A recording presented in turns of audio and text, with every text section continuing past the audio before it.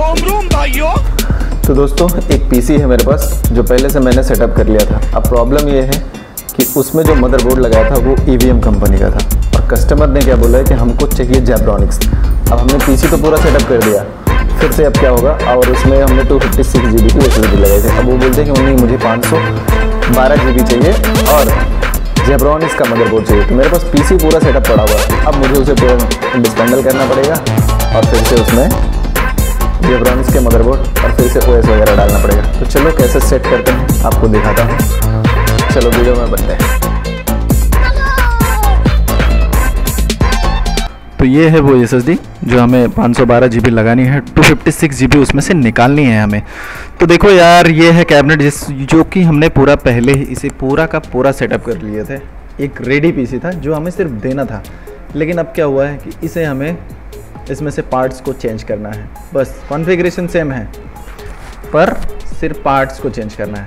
तो चलो देखो ये पूरा रेडी सिस्टम है, हम इसे अनबॉक्स पहले कर लेते हैं और इसके जो हार्डवेयर है उसे बाहर निकालते हैं और इसके हार्डवेयर को बाहर निकाल के हम इसे स्विप करेंगे जो कि हमें करना है। जैसे अभी EVM लगा है तो जेब्रॉनिक्स की डालनी है और जेब्रॉनिक्स को बाहर निकाल के रखना है और SSD की जगह जो कि 256 GB है, 256 GB है, उसे 512 GB में डाल के OS वगैरह इंस्टॉल करके देना है। तो ये देखिए कंप्लीट सेटअप प्रोसेस था, इसमें कोई दिक्कत नहीं थी और ये चल रहा था और हमने इसे उसी कस्टमर के लिए सेटअप किया था। बट एक छोटी सी चेंजेस की वजह से इसे पूरा का पूरा अभी हमें चेंज करना पड़ेगा। तो चलिए आगे दिखाते हैं आपको। ये है हमारा ओल्ड नहीं बोल सकते हम, नया ही है, बस हमें उसे डिस्कनेक्ट करना है। और यहाँ पर हमें ये जो आप बोर्ड देख रहे हैं जो जेब्रॉनिक्स की H61 M2 की मदरबोर्ड है यहाँ पर रखी हुई है, इसे ही हमको उसमें लगाना है। तो सबसे पहले हम डिस्मेंटल करके मदरबोर्ड को बाहर निकाल लेंगे और बाहर निकाल के हम इसे आपको दिखाते हैं आगे। तो वीडियो को थोड़ा थोड़ा फॉरवर्ड करते हैं ताकि आपको देखने में भी मज़ा आए।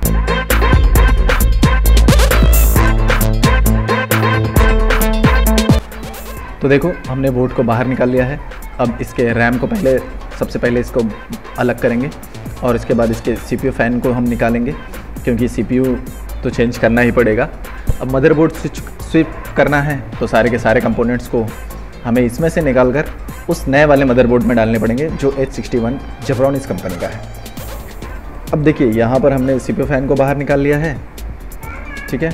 और यहाँ पर आप देख सकते हैं ये है अपना Core i3 का 3rd जनरेशन का प्रोसेसर है जो, और इसे भी हमने बाहर निकाल लिया है। तो अब आगे के प्रोसेस में बढ़ते हैं और आपको थोड़ा फॉरवर्ड करके दिखाते हैं। तो सबसे पहले यार हमने जो ये कैप निकाला था, इसमें जो मदरबोर्ड के प्रोसेसर के पिन पर रहता है उसे सेफ रखने के लिए यहाँ पर एक सॉकेट लगी होती है जो कि पिन को सेफ रखता है, कवर है जो उसका, वो हम इसमें फिक्स कर लेते हैं क्योंकि इसे हमें दूसरे सिस्टम में लगाना ही होगा क्योंकि नया तो नया मदरबोर्ड है एकदम कट टू कट। तो हम दूसरे के ऊपर चलते हैं और इसे थोड़ा सा आगे लेते हैं, इसे साइड में रखते हैं सारे के सारी चीज़ें। और यहाँ पर देखिए आपको ये हमने रख दिया है। अब इसमें से निकालते हैं हमारा एक नया अनबॉक्सिंग जो है ये H61 का जो मदरबोर्ड है उसे हम बाहर लेते हैं और इसमें पूरा सेटअप करके देखते हैं।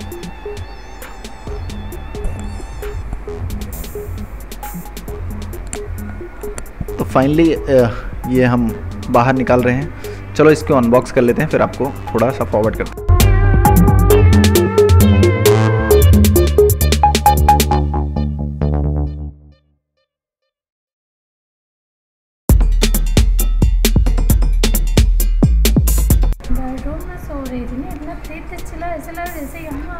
अब देखो ये हमने निकाल लिया। अब इसके भी कैप को निकालेंगे और ये है हमारा वो प्रोसेसर जो हमने उस मदरबोर्ड से निकाला था। अब हम इसमें फ़िट करेंगे। सबसे पहले इसकी हीट सिंक वगैरह सब रखी हुई है और थोड़ा सा जूम कर लेता हूँ ताकि आपको दिखे।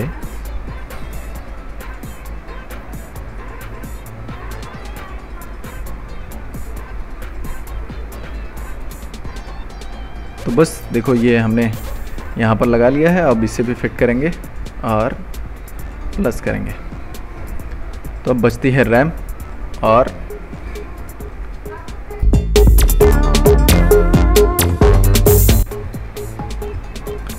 तो यहाँ पर मैंने लगा दी है हीट सिंक। अब हीट सिंक लगाने के बाद हमें इस पर CPU फ़ैन को फिट करना है।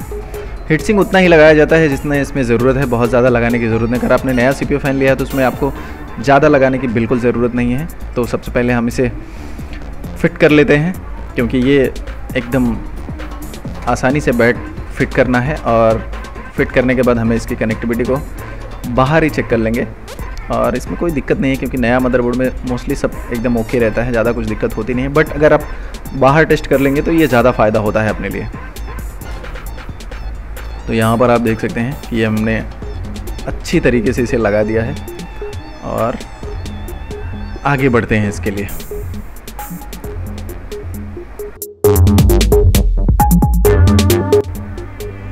तो ये लग गया है CPU फ़ैन। अब हम लगाते हैं रैम को। हमारी रैम भी लग गई है, जो कि DDR3 की 8 GB रैम है, और इसे भी लगाना बिल्कुल आसान है, ज़्यादा कुछ दिक्कत नहीं है। हम इसे बाहर चेक कर लेंगे, डिस्प्ले ही इसका, क्योंकि ताकि हम जब मदरबोर्ड में लगाएं तो कोई जब हम कैबिनेट में लगाएं तो कोई दिक्कत ना हो। और हमें विंडोज़ तो डालना ही है। हम जस्ट डिस्प्ले चेक कर रहे हैं। यहाँ पर डिस्प्ले केबल लगा लेते हैं अपने मॉनिटर का, और आगे प्रोसेस में चलते हैं।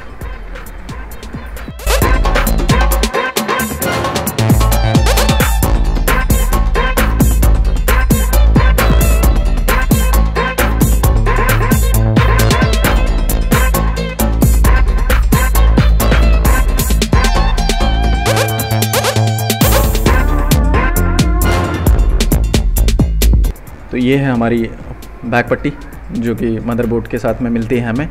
तो इसे हमें फिट करना है, और इसकी जगह पर हमें मदरबोर्ड को प्रॉपरली फिट कर देना है। अब देखो, ये सारा सेटअप करने के बाद एक PC को बिल्ड करने में क्या क्या चीज़ें ज़रूरत लगती हैं आप मेरे सारे वीडियो में देख सकते हैं।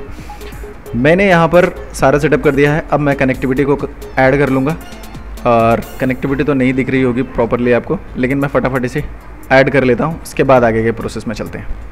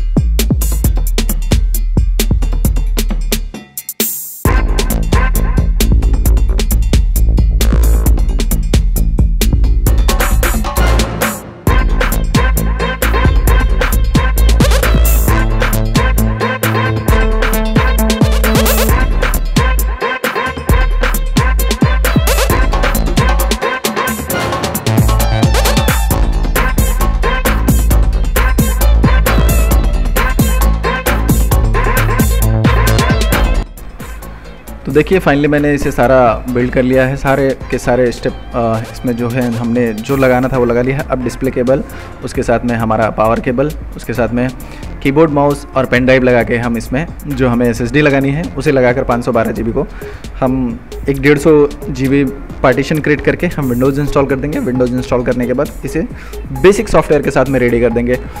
तो आप देख सकते हैं यहाँ पर मैंने सिस्टम को लगा दिया है, और हम इसे अब आगे के प्रोसेस में लेके चलते हैं।